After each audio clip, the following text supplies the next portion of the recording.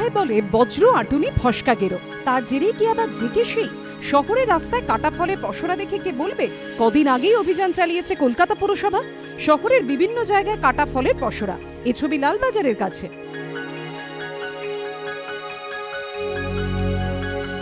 নিষেধাজ্ঞার তোয়াক্কা না করে এভাবেই শহরে সর্বত্র বিকোচ্ছে কাটা ফল এবং বিশেষজ্ঞরা বলছেন, চিকিৎসকরা বলছেন যে এই কাটা ফলের খাওয়ার ফলে কিন্তু পেটের নানা রকম সমস্যার সৃষ্টি হতে পারে। काटा फल एक्चुअली खाना नहीं चाहिए, अब वो जल्दी मिलता नहीं है तो क्या करें, जहाँ मिलता है भूख लगे तो खाना पड़ता है। কোনো সময় কাটা ফল খাই না। কাটা ফল এটা কাটা, কিন্তু আমি কি করলাম, হ্যাঁ আমি ওটাকে খোলা শুদ্ধ নিয়ে ওজন করিয়ে তারপরে ছিলকাটা খাই। জিপিও চত্বরও চোখে পড়লো একই ছবি।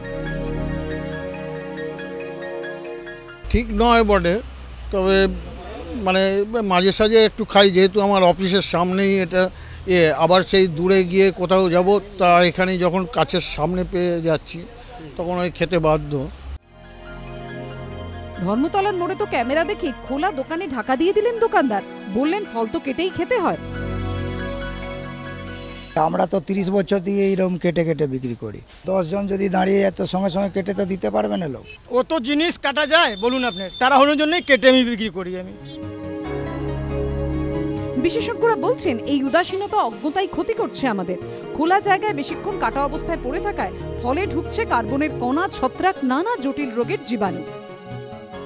এখন যেমন আমাদের গরমের সময় টেম্পারেচার 35, 36, 37 ডিগ্রির মতো হচ্ছে। 37 ডিগ্রি টেম্পারেচারটা হচ্ছে জীবাণু মানে মানে বিস্তার করার সব থেকে উপযুক্ত একটা টেম্পারেচার।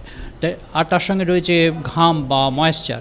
পেট ব্যথা, বমি, পাতলা পায়খানা, মাথা ধরা, নানান রকম সমস্যা হতে পারে। জলবাহিত যে রোগ ইউজুয়ালি, যেমন ধরুন typhoid, cholera, other forms of gastroenteritis মানে ব্যাকটেরিয়াল এবং ভাইরাল গ্যাস্ট্রোএন্টেরাইটিস হওয়ার প্রবল সমস্যা দেখা দিতে পারে এই কাটা ফল খেলে।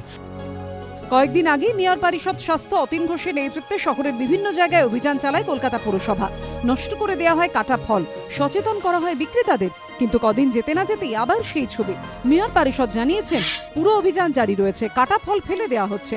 লাইসেন্স প্রাপ্ত দোকানে আইন ভাঙা হলে কঠোর ব্যবস্থা নেওয়া হবে। হিন্দোলদের রিপোর্ট, এবিপি আনন্দ, কলকাতা।